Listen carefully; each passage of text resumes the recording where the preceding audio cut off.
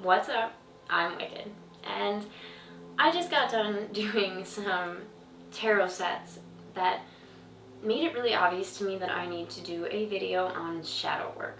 There were a lot of underlying toxic themes showing up in a lot of the readings, and I discuss how to deal with those in a lot of those videos, but I'm just going to make a nice compact video to kind of help anyone who's new to the idea of shadow work, or maybe even to just inspire you to try something different or find a new path within yourself. Now, the shadow is our animalistic side. It is focused on the root, sacral, and a little bit of the solar plexus chakras. This is a lower vibrating energy that we all carry within ourselves, and the shadow is created throughout life as we are taught to repress things. This is going to vary for each of us, but we're all on a societal level taught to not show too much emotion or any signs of weakness, and to not do this and to not do that, as morals and laws and religions and all sorts of ideas are thrown at us. We don't even really realize it, but as we begin to process that information, we kind of start to catalog things as like, okay, it's okay if I lean into this feeling, but I've got to file this one away and never look at it again because I might be seen as bad or toxic or evil or etc., whatever. Now, as we begin to learn these things throughout our life path, we kind of start to separate ourselves from being just kind of our most authentic self, and now we're splitting ourselves up into different parts, and we're taking all of those negative traits, we're shoving them into the shadow, and we're putting that down in a box where we're locking it up tight so that the world can never see it and think any less of us because of it. But what we don't often realize is that that part still exists, just as strong as ever, especially since you keep feeding it all of that stuff that you don't want to deal with. And the stronger that gets, the more likely it is to sabotage us. Now, when we talk about manifesting, law of attraction, magic, a lot of the naysayers and non-believers are going to say, I've been trying, I've been practicing, but I'm still getting all of these negative results. And that is because they have unresolved shadow work to attend to. Until you face your shadow up and deal with it head on and actually get it to start working for you, it is going to sit in the back seat and continue to sabotage you every chance it gets. Now, this can be really intimidating because it requires a lot of radical self-honesty. You're going to meet your shadow, and while you're still getting to know it, it's going to make you feel disgusting. You're going to be revolted by it. You're going to think of it as vile. You might even get angry or upset because you don't understand why these parts of you exist, but that's just the first step. Once you take a look at everything that you have been burying and you look at it really honestly, where you picked these things up is going to become clearer and clearer. And while I'm very big on accountability, most of us are not at fault for the things that we bury in our shadow. For the most part, the shadow is full of repressed emotions because we were either never taught how to express them, or we never felt safe enough to do so, or we just simply don't like dealing with them. But if you want to manifest forward with more power and better results, you need to have all of your energies working in true alignment, which means you need to heal your shadow. This is where we keep a lot of repressed pain, all of our trauma, which we then lead to be stored into different areas of our bodies, depending on what it is, and it goes undealt with. We just continue to carry it for the rest of our lives, and we never really understand why we are the way that we are, which means that we can't actually change it. Now, in order to get a really good look at your shadow, if just trying to sit down and like get into the nitty-gritty of your feelings doesn't really do it for you, you can try to use a couple physical tools to help get you into that space. One of my favorite ways to connect with the shadow is through a black mirror, which you can make yourself in a very, very easy way, and utilizing it is actually better than most therapeutic practices. Now, all you need is a picture frame of your choosing with the glass still intact, and you're just going to take it apart and paint the back of that glass, and voila, you have a black mirror. An easy way to practice shadow work with a black mirror is to just simply sit in front of it in the dark, light a candle, and watch the way that your face changes as you begin to truly meet yourself on that deepest level. Do what you can to meet yourself with a fully accepting, non-judgmental mind, and take note of everything that flares up while you're doing this. There are going to be some really common themes each and every time that you do shadow work, and this is something that you should try to practice every day as we integrate our shadow. But to get you going, using a black mirror or a black crystal ball is going to really help get you into that mindset so you can figure out how to access the shadow with an easier path. Like, the more you walk there, the clearer the path is going to get, and the easier it will be to integrate it in the future coming forward. You can also journal if you're able to get really honest with yourself. Writing out a lot of this stuff is going to be enough to just help you release it. And if you write out some stuff that's volatile, uncomfortable, depressing, upsetting, painful, and you don't want to meet that, like, it can be really hard to go back through and read it or reflect on it, but you don't necessarily have to do that. Just write it out, and if you really can't stand it, burn it away. Allow that to be released, but recognize that while you're releasing that, you still have to meet it with some sort of acceptance that it did truly come from you, that these are things that you hold within yourself. Otherwise, it won't be a release, it will be a reburial.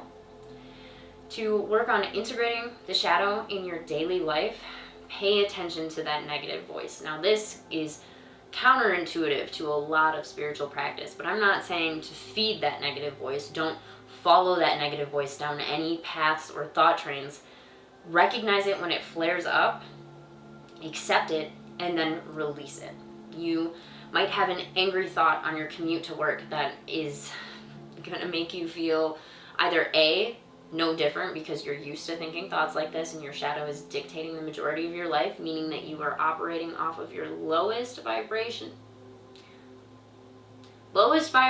energy centers, those first 3 chakras.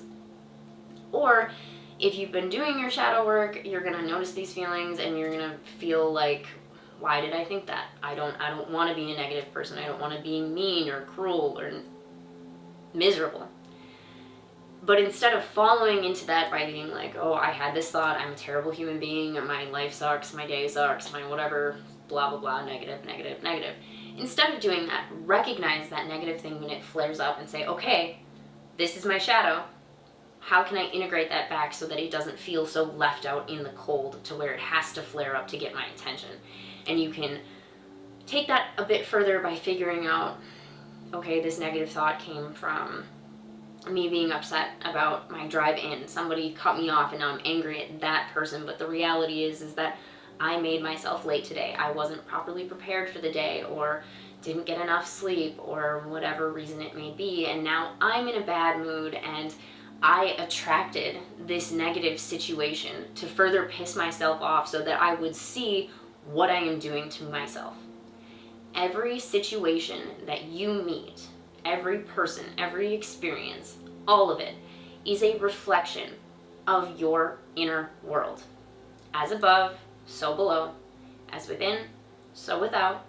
As with the universe, so too with the soul. This means that if you have a negative view of the world and you don't enjoy most things and you don't see the good in a lot of people and you think that we're all fucked, that's because that is how you feel about yourself. You're likely carrying a lot of these negative things within you that you don't understand where they come from, why they're there, and why you constantly have to battle those demons. But that is likely because you have some unresolved shadow work that you need to tend to. But shadow work is not for the faint of heart. This is not for anybody who wants to be a victim of their experience. In order to do this properly and have it actually be effective and benefit you and your magical practices to go forward, you have to be smart enough to understand that your life is your fault. All of it is because of your choices. What you chose to do, where you chose to go, who you chose to go there with. Now, many people are going to say, well, I didn't know. Of course you didn't know, but on some level you knew. We all are given the gift of our own intuition, and when we choose to ignore it, we end up in shitty situations. So the first step is recognizing that you haven't been listening to yourself, and you probably haven't been listening to your intuition for a very long time. So as you're doing this shadow work, Try to practice your intuition as well. When you notice something starts to feel off, stop, pause, analyze the situation, figure out where that feeling is coming from. Is it a result of trauma that's causing you to manifest negativity going forward, or is there a valid threat in your experience? You have to be smart enough to think for yourself, mindful enough to realize what is actually going on in this matrix of an experience, and you have to be brave enough to take accountability for yourself and responsibility for your actions. It's really the only way to do any of this. If you're out here practicing magic or law of attraction or really doing anything without resolving your shadow side, one, you're being irresponsible in your magical practices because you're exerting energy that's going all over the fucking place and you don't know where it's going to land. And two, you're just not doing yourself any favors. You're not giving yourself a quality experience and allowing yourself to fully enjoy life because you're too trapped in that negativity. There is, I think, a common negativity around the shadow side to begin with, but the most important part of this process is to realize that your shadow is not a negative entity. It is not an evil force in your life. It is a part of you that has been unloved and unattended for far too long. The sooner you accept you for you on every level of existence, the better your life is going to get. Work with all the different factors of yourself to find true alignment with you and who you really want to be. Face up all of that bad stuff that you don't like about yourself. Be brave enough to take it head on and figure out a way to either release it or make it work for you, or to just understand where it comes from so that you can continue to work on it in the future to come. The more that you start to work with your own shadow, the more the universe is going to come in to help you. And at first, this isn't going to feel like help. This is going to feel like getting your ass kicked repeatedly. You're going to meet a lot of people who are angry. You're going to meet a lot of people who are sad. You're going to meet a lot of people who are just plain shitty. But that's because the universe is starting to even out your energy to make way for all of that positivity that's coming in. So be brave, be strong, and do what you can to walk this path with as much acceptance as possible. The more that you focus on bettering yourself, the better your experience around you is going to become. That's all I have for this one. Thanks for joining me, and make sure to like and subscribe so that I can help you keep your third eye in the sky, or in the deep depths of yourself where all of the monsters hide. Whatever you need.